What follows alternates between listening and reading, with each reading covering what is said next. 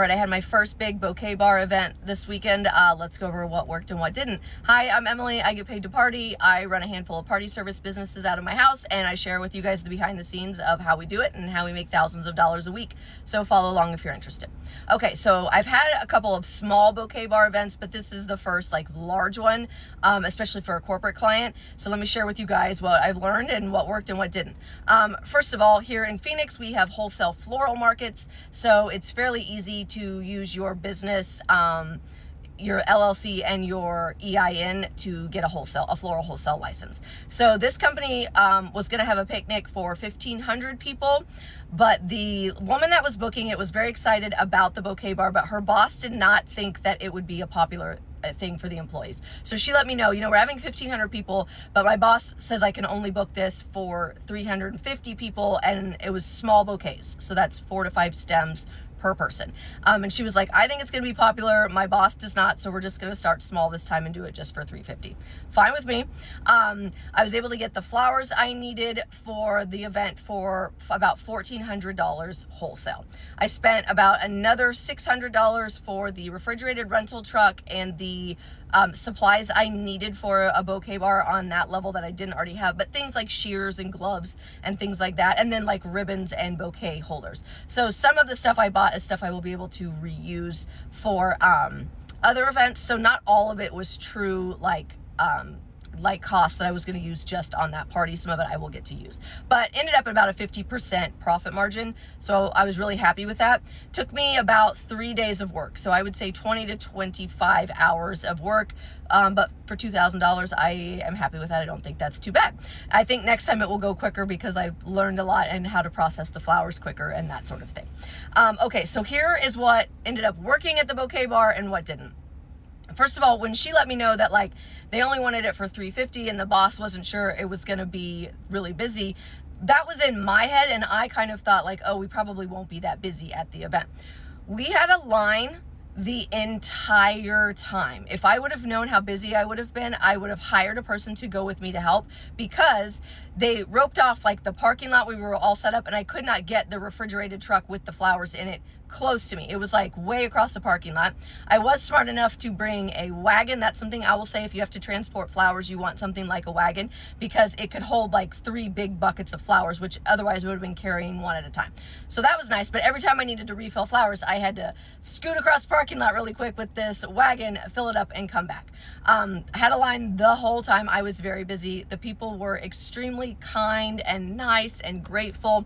Another thing I learned, I thought that this market was maybe a little bit saturated, and I cannot tell you how many people were like, oh my gosh, this is the cutest idea. I've never seen this before. You are so smart.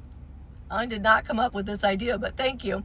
I gave out so many business cards. So the market is not oversaturated. There were so many people that had never seen this before or never heard of it and thought it was like the cutest idea.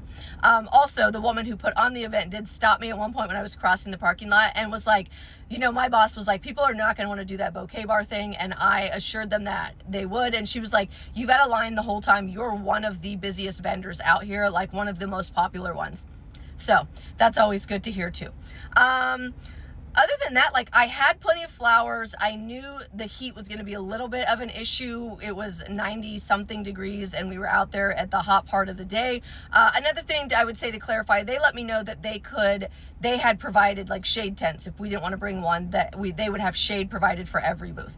When I got there, they did not put us under one of like the pop-up shade tents. They had like an umbrella for us, which I was like, whatever, it's fine. I also had an umbrella, but that's something I would clarify, because as the sun moved, the umbrella was not enough to shade the entire area. And so flowers were partially out in the sun. Those ones did wilt a little bit faster. And then I am burnt all down my back from being in the sun. So that's something that I would clarify as well, to make sure you're going to have proper shade for the flowers and yourself, and to also find out ahead of time how far your vehicle's going to have to be from where you're going to be, because if you have to move flowers back and forth, that's something to know. The other thing to know that I learned very quickly. So I had a little sign, and I was trying to tell people, because the customer paid for 4 to 5 stems per person for 350 people. If you have people coming in making bouquets of 8, 10, 12 flowers, clearly you're going to go through the flowers a lot quicker. So you want them to stick to that 4 to 5 stems. Now, I bought smaller bouquet bags because it was for smaller bouquets. And I did have a sign, and I did tell people, okay, the best way to, these bouquet bags will hold like 4 to 5 stems. This is a small bouquet. That's what you want for a balanced bouquet here. People did not listen. They did not care. And ultimately I was like, this is their customer appreciation, and I'm not ruining their day being the flower police. I guess when we're out, we're out. Everybody was having a great time. Some people would stick to the 4 to 5, but people grabbed more flowers. So either find a polite, nice way to tell them no, or just let them have fun, and you'll just run out when you run out. I ran out of flowers about 30 minutes before the end of the event, but the last hour was a lot of like the greenery and filler flowers is what was left. Ultimately, I had a great time. Oh, one of the coolest things, my favorite experience from this whole thing that I learned that I did not expect. I expected it to be all women. We know women, we all love our flowers. We love to make bouquets, most women. It was maybe like 40 to 50% women that came through, and the other half was men and kids. And it was the cutest thing because they were so proud to be, the kids were so excited to be making bouquets for their moms, and the men were making them for wives and girlfriends, and they were so proud. And honestly, it was so heartwarming and so wholesome. People were in such good moods, and they were so excited. And then a lot of women were like, oh, I'm gonna make this bouquet for my mom or my sister. And it was so sweet to see so many people come through and be genuinely excited to make a floral bouquet for somebody that they loved. Like, it's making me tear up, honestly. It was the cutest thing and was my favorite event I've done so far. So if you're looking to get into this, I loved it. Ask me any questions you've got.